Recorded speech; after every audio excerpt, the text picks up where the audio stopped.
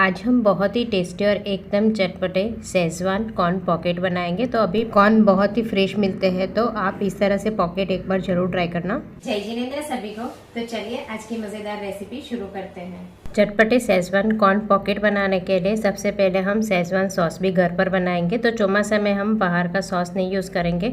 तो यहाँ मैंने 7 से 8 कश्मीरी मिर्ची को गर्म पानी में भिगो दिया था और 2 टमाटर को भी मैंने रफली कट कर लिया था। तो इसे हम मिक्सर बाउल में ऐड कर लेंगे और एकदम फाइन प्यूरी बनाकर तैयार करेंगे।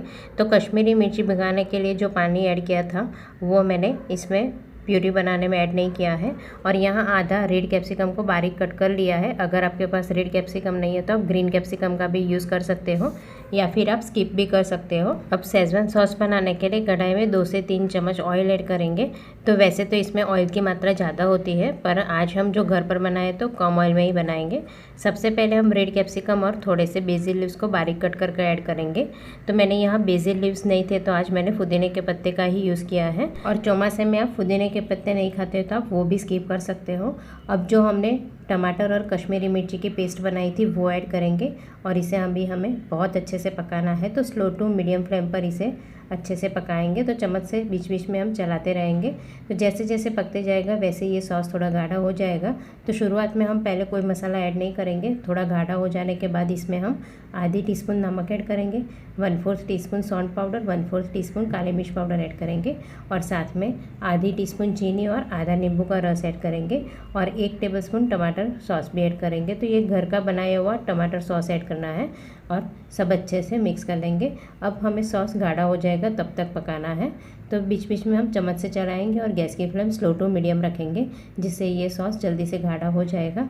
तो देखिए 8 से 10 मिनट में इस तरह से गाढ़ा हो जाने के बाद गैस बंद कर देंगे और सॉस को हम ठंडा होने देंगे। अब पॉकेट बनाने के लिए हम स्टफिंग बनाएंगे। तो मैंने यहाँ एक आधा स्वीट कॉर्न को बॉईल कर लिया था।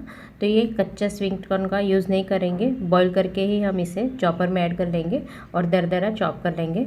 तो देखिए इस तरह से हमें बहुत ज़्यादा एकदम पेस्ट नहीं बनाना है और कच्चा भुट्टे का यूज़ करेंगे तो वो पानी छोड़ेगा। तो इस तरह से बॉईल करके ही चॉप करेंगे तो ये अच्छे से दरदरा चॉप हो जाएगा और बिल्कुल पानी नहीं छूटेगा। अब इसे हम एक बाउल में निकाल लेंगे और स्टफिंग बनाएंगे। तो साथ में मैंने यहाँ 1 कैप्सिकम और 2 हरी मिर्ची को भी चॉप कर लिया था, तो वो भी ऐड करेंगे। और यहाँ 50 to 70 ग्राम पनीर को ग्रेटर से ग्रेट कर लेंगे। तो ये पनीर भी मैंने घर पर ही बनाया है और पनीर घर पर कैसे बनाना है वो आप मेरी चैनल पर देख सकते हो। तो आज हम जो स्टफिंग बनाएंगे उसमें से 8 से 10 पॉकेट्स बनाकर रेडी कर सकते हैं और मैंने यहाँ सिर्फ पनीर का ही यूज़ किया है। वैसे आप चाहो तो इसमें थोड़ा सा चीज़ भी ग्रेट कर सकते हो।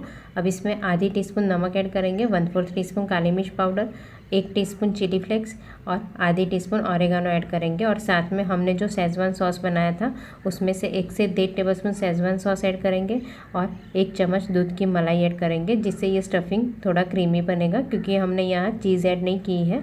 और सारी चीज़ हम अच्छे से मिक्स कर लेंगे और जब ये स्टफिंग हम पॉकेट बनाएंगे तब भी बनाएंगे, जिससे बिल्कुल पानी नहीं छूटेगा। अब पॉकेट को अच्छे से पैक करने के लिए एक स्लरी बनाएंगे। तो यहाँ मैंने 1 चम्मच गेहूं का आटा लिया है और थोड़ा सा पानी ऐड करके गाढ़ी पेस्ट बनाकर तैयार करेंगे। तो इसमें एक भी लम्स नहीं रहेगा, वैसे स्मूथ पेस्ट बनाकर तैयार करेंगे। और पॉकेट बनाने के लिए मैंने थोड़ी बड़ी साइज़ की रोटी ली है। तो कभी कभी लंच के लिए हम रोटी बनाते हैं तो आटा बच जाता है, तो आप इस तरह से थोड़ी बड़ी साइज़ की रोटी बनाकर रख सकते हो, या फिर रोटी बच जाती है तब भी आप वो रोटी का भी यूज़ कर सकते हो। रोटी को 2 पार्ट में डिवाइड कर लेंगे और बीच में हम इस तरह से ट्रायंगल शेप में स्टफिंग को अरेंज कर लेंगे और फिर इसे हम फोल्ड करेंगे। तो इस तरह से हम थोड़ी बड़ी साइज़ की रोटी बनाएंगे तो पॉकेट फोल्ड करने में आसान रहेगा।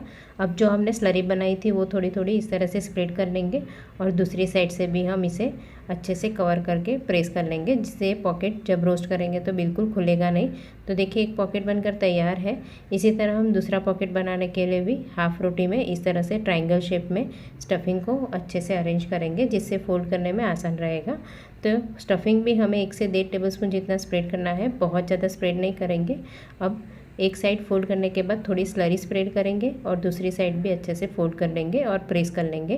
तो देखिए इसी तरह मैंने पॉकेट्स बनाकर रेडी कर लिए हैं। अब इसे हम रोस्ट करेंगे। तो रोस्ट करने के लिए मैंने कास्ट आयरन का तवा लिया है, आप नॉनस्टिक पैन का भी यूज़ कर सकते हो। थोड़ा सा घी ऐड करेंगे और स्प्रेड करके पॉकेट्स बनाए थे वो रख देंगे और स्लो टू मीडियम फ्लेम पर इसे अच्छे से क्रिस्प होने तक रोस्ट करेंगे। तो 1.5 से 2 मिनट के बाद इस तरह से हल्का हल्का प्रेस करेंगे। फिर ऊपर की तरफ हम थोड़ा सा घी ऐड करेंगे और फिर साइड चेंज करेंगे। तो ये घी को भी हम पॉकेट्स के ऊपर अच्छे से स्प्रेड करने के बाद साइड चेंज कर लेंगे। तो देखिए एक साइड इस तरह से अच्छे से क्रिस्प हो जाएगा। तो इस तरह से हम रोस्ट करके बनाएंगे तो ये और भी हेल्दी बनेगा। तो इसे हमें फ्राई करना नहीं है, इस तरह से हमें तवे पे ही रोस्ट करना है और ये अच्छे से क्रिस्पी भी हो जाते हैं। तो दूसरी साइड भी हम 1.5 से 2 मिनट के लिए अच्छे से क्रिस्प होने तक रोस्ट करेंगे। तो देखिए पॉकेट इस तरह से अच्छे से क्रिस्प हो जाएंगे। तो अगर आपको शाम के लिए या फिर डिनर के लिए बनाना है तो आप पहले से रोटी और स्टफिंग बनाकर रख सकते हो। जब सर्व करना है तब आप पॉकेट में फिलिंग करेंगे और फिर अच्छे से रोस्ट करके गर्मा गर्म सर्व कर सकते हो। बहुत ही मज़ेदार, एकदम चटपटे टेस्टी शेजवान कॉर्न पॉकेट बनकर तैयार है। इसे आप टमाटर केचप के साथ खाइए, बहुत ज़्यादा टेस्टी लगेगा। तो आप भी इसे एक बार घर पर ज़रूर ट्राई करना। Thank you.